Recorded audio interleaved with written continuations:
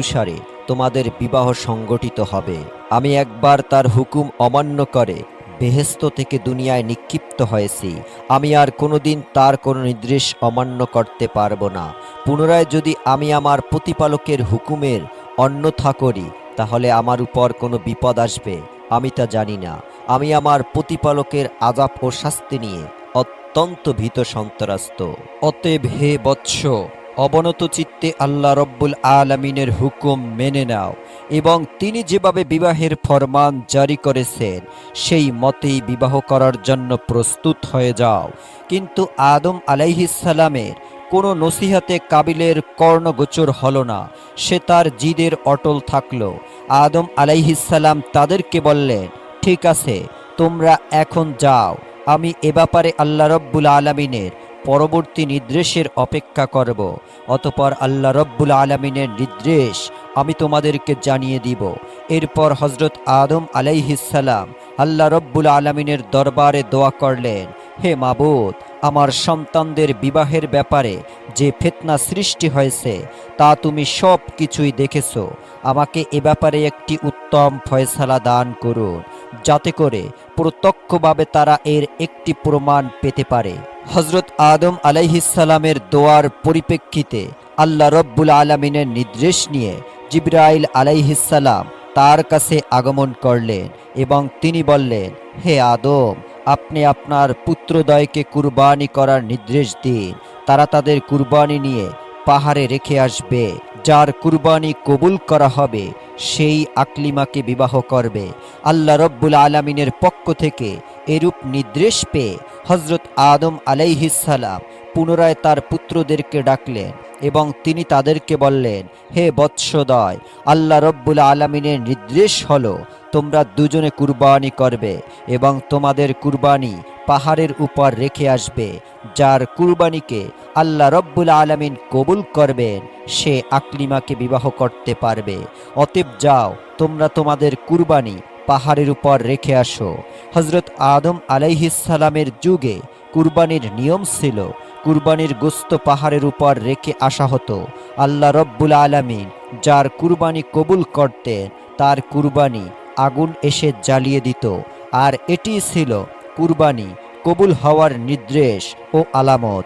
পিতার নির্দেশ পেয়ে হাবিল ও কাবিল তাদের নিজ নিজ মাল থেকে কুরবানির গোস্ত সংগ্রহের জন্য চলে গেল।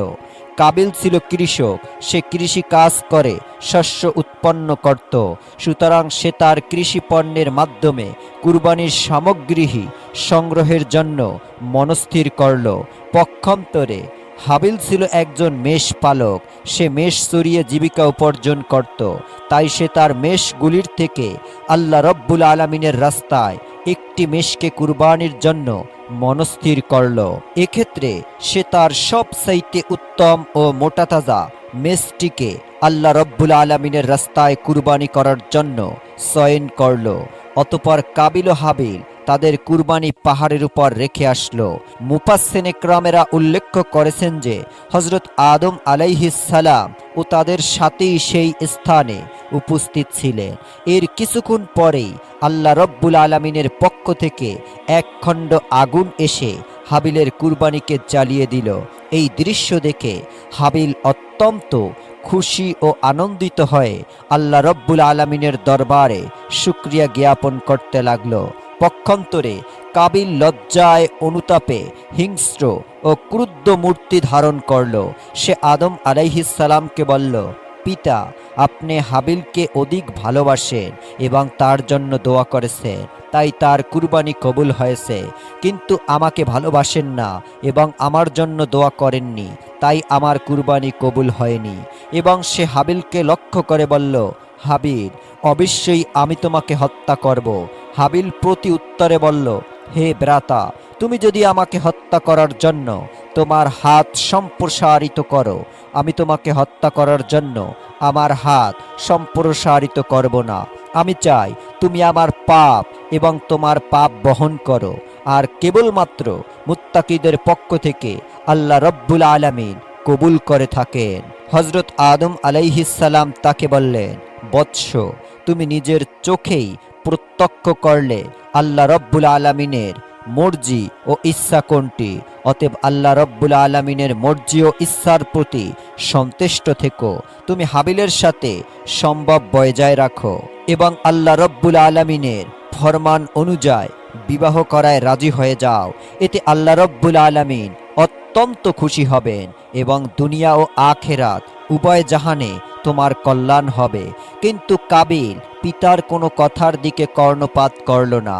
সে নিজের অপমানের জ্বালায় হাবিলের প্রতি আরও শত্রু ভাবাপন্ন হয়ে পড়ল। সে দৃঢ় প্রতিজ্ঞা করল, যে করেই হোক হাবিলকে হত্যা করবে। এরপর থেকে সে হাবিলকে হত্যা করার জন্য সুযোগ খুঁজতে লাগলো। কিন্তু আদম আলাইহিসসালাম বিদ্যমান থাকার কারণে সে কোনোভাবেই এই সুযোগ পাচ্ছিল না। এর কিছুদিন পরেই আল্লাহ রব্বুল আলামিনের পক্ষ থেকে হজরত আদম আলাইহিসসালামের কাছে নির্দেশ আসলো, হে আদম, তুমি আমার ঘর বাইতুল্লাহ জিয়ারত করার জন্য মক্কার উদ্দেশ্যে গমন করো। আদম আলাইহিসসালাম আল্লাহ রব্বুল আলামিনের পক্ষ থেকে এই নির্দেশ লাভ করার পরে আকাশের দিকে লক্ষ্য করে তিনি বললেন, হে আকাশ, তুমি কি আমার সন্তান সন্ততিদেরকে রক্ষা করার দায়িত্ব গ্রহণ করবে? প্রতি উত্তরে আকাশ বলল, হে আদম, আমি তোমার সন্তানদেরকে রক্ষার দায়িত্ব গ্রহণ করতে পারবো না। এরপরে হজরত আদম আলাইহিসসালাম পাহাড়কে লক্ষ্য করে বললেন, হে পাহাড়, তুমি কি আমার সন্তানদেরকে রক্ষার দায়িত্ব গ্রহণ করতে পারবে? পাহাড় জবাব দিল, হে আদম, আমি তোমার সন্তানদেরকে রক্ষার দায়িত্ব গ্রহণ করতে পারবো না। অতঃপর হজরত আদম আলাইহিসসালাম জমিনকে লক্ষ্য করে বললেন, হে জমিন, তুমি কি আমার সন্তানদেরকে রক্ষার দায়িত্ব গ্রহণ করতে পারবে? জমিনে হজরত আদম আলাইহিসসালামকে একই উত্তর দিল। তখন হজরত আদম আলাইহিসসালাম হাবিলকে বলল, হে হাবিল, তুমি কি আমার সন্তানদেরকে রক্ষার দায়িত্ব গ্রহণ করতে পারবে? হাবিল বলল, হে আমার পিতা, আল্লাহ যদি আমার উপর অনুগ্রহ করেন তাহলে অবশ্যই আমি এই দায়িত্ব গ্রহণ করতে রাজি আছি। এরপর হজরত আদম ও বিবি হাওয়া স্বয়ং সন্তানদেরকে রক্ষণাবেক্ষণের দায়িত্ব হাবিলের কাছে ন্যস্ত করে মক্কার উদ্দেশ্যে রওনা করলেন।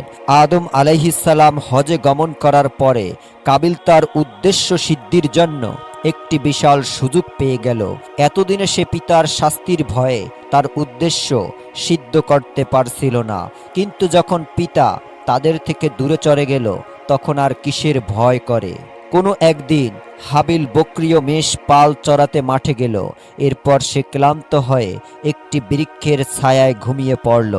যখন দেখল হাবিল নির্জন একটি প্রান্তে গাছের ছায়ায় একাই ঘুমিয়ে রয়েছে, সেটিকে বিশেষ সুযোগ মনে করতে লাগলো। সে ভাবল, হাবিলকে হত্যা করার এটাই উপযুক্ত সময়। কিন্তু সে একটি বিপদের সম্মুখীন হয়ে গেল। হত্যা করবে তো ঠিকই, হত্যা করবে কি উপায় তা সে স্থির করতে পারল না। যেহেতু ইতিপূর্বে কেউ কোনো মানুষ হত্যা করেনি, তাই এই পদ্ধতি কাবিলের জানা ছিল না। মানবজাতির চিরশত্রু ইবলিস যখন দেখল হত্যা করা নিয়ে কাবিল একটি বিশেষ সমস্যায় পতিত হয়েছে, তখন সে ভাবতে লাগলো, অবশ্যই তাকে সাহায্য করা আমার একান্ত দায়িত্ব ও কর্তব্য। মূলত সে তো এরকম একটি সুযোগের অপেক্ষায় ছিল। তাই সে আর কাল বিলম্ব না করে একজন পথিকের আকৃতিতে কাবিলের সামনে আত্মপ্রকাশ করল। অতঃপর সে তার শয়তানের শক্তির বলে একটি কৃত্রিম সাপ তৈরি করল। সাপটি ধীরে ধীরে মানবরূপী ইবলিসের দিকে এগিয়ে আসতে লাগলো। ইবলিস জমিন থেকে একটি পাথর উঠিয়ে সাপের মাথা লক্ষ্য করে ছুঁড়ে মারল। ফলে সাপের মাথা চূর্ণ বিচূর্ণ হয়ে গেল এবং সেখানে এই সাপটি প্রাণ ত্যাগ করল। হত্যা করার এই পদ্ধতি দেখে কাবিল অত্যন্ত খুশি হলো এবং সে স্থির করল এই পদ্ধতিতে তার ভাই হাবিলকে হত্যা করবে। হত্যা করার পদ্ধতি শেখার পরে কাবিল ধীরে ধীরে হাবিলের দিকে এগিয়ে যেতে লাগলো। যখন সে হাবিলের কাছে পৌঁছে গেল তখন সে বিরাট একটি পাথর হাতে তুলে নিল। অতঃপর সেই পাথরটিকে ঘুমন্ত হাবিলের মাথা লক্ষ্য করে প্রচণ্ড বেগে ছুঁড়ে মারল। পাথরের আঘাতে হাবিলের মাথা ফেটে চৌচির হয়ে গেল এবং সাথে সাথে সে মৃত্যুর কোলে ঢলে পড়ল। হাবিলের মৃত্যু তো হলো ঠিকই, কিন্তু এখন একটি নতুন সমস্যা দেখা দিল, আর তা এই যে হাবিলের মৃত্যুদেহ কিভাবে গোপন করবে, সে নিজেকে আত্মরক্ষা করবে। তার মনে এই চিন্তা দেখা দিল যে যদি হাবিলের লাশ এইভাবে এখানে পড়ে থাকে, তাহলে তার মৃত্যুর কথা নিশ্চয়ই পিতার কর্ণগোচর হবে, এবং আমি যে তার হত্যাকাণ্ড ঘটিয়েছি এটা অবশ্যই তিনি বুঝতে পারবেন। সুতরাং